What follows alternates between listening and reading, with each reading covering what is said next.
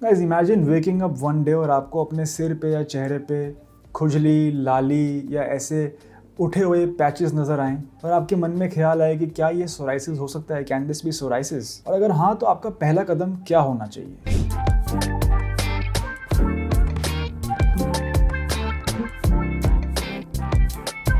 नमस्कार दोस्तों, मेरा नाम है डॉक्टर सम्यक धवन। आज हम बात करने वाले हैं चेहरे पे होने वाले सोराइसिस के बारे में, सिर में होने वाले सोराइसिस के बारे में और इससे हम कैसे बचें।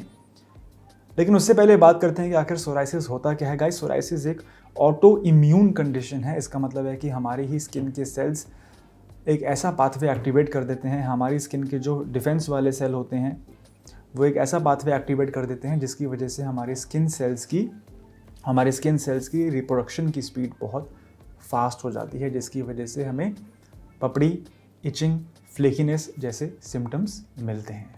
इससे पहले कि हम आगे बढ़ें, ये समझना बहुत ज़रूरी है कि सोराइसिस में होने वाले स्किन सेल्स की जो स्पीड बढ़ रही है, जो पपड़ी बन रही है, वो और आम डैंड्रफ में क्या डिफरेंस है, क्योंकि वही डिटरमाइन करेगा कि आखिर ट्रीटमेंट क्या रहेगा, वही डिटरमाइन करेगा कि आखिर प्रिवेंशन उसकी हम कैसे करेंगे। तो जब सोराइसिस में पपड़ी होती है हमारे सिर पे, तो आप नोटिस करेंगे कि अगर आप उसको छीलते हैं तो डैंड्रफ को कभी भी आप ऐसे छील नहीं सकते हैं। डैंड्रफ जो होती है वो नमक जैसे दाने होते हैं जो धीरे धीरे आपके कंधे पे गिरते हैं, जो इजीली आप उसको वाइप ऑफ कर सकते हैं। लेकिन सोराइसिस की जो पपड़ी होती है उसको आपको थोड़ा फोर्स से खींचना पड़ेगा, उसको आपको खुजली करके निकालना पड़ेगा। और जब आप निकालेंगे तो कुछ लोगों में पिन पॉइंट ब्लीडिंग का भी एक साइन रहता है, छोटा सा दानेदार खून का धब्बा भी वहाँ रहता है। इसे हम कहते हैं ऑस्पिट्स साइन मेडिकल भाषा में।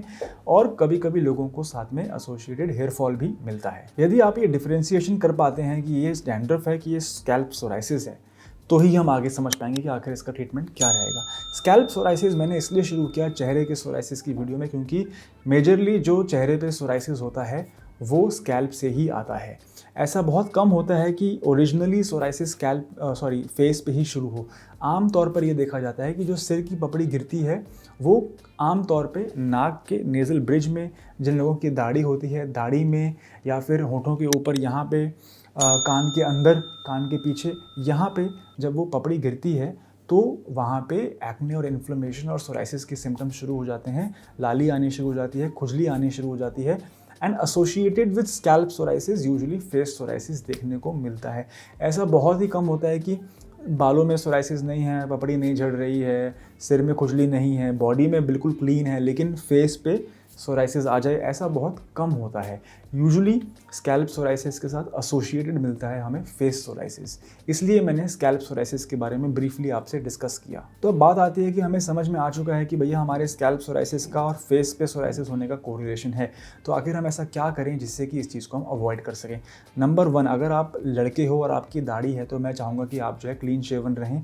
ऐसा करने से कॉमन सेंस है, जब आप खुजली करते भी हैं और अगर एक पपड़ी का दाना गिरता भी है तो वो आके फंसेगा नहीं आपके नाक में, आपके मूँछों में, आपके बियर्ड में। तो इसलिए क्लीन शेवन रहें ताकि सोराइसिस की जो पपड़ी है वो फंसे ना वहाँ पे। नंबर 1।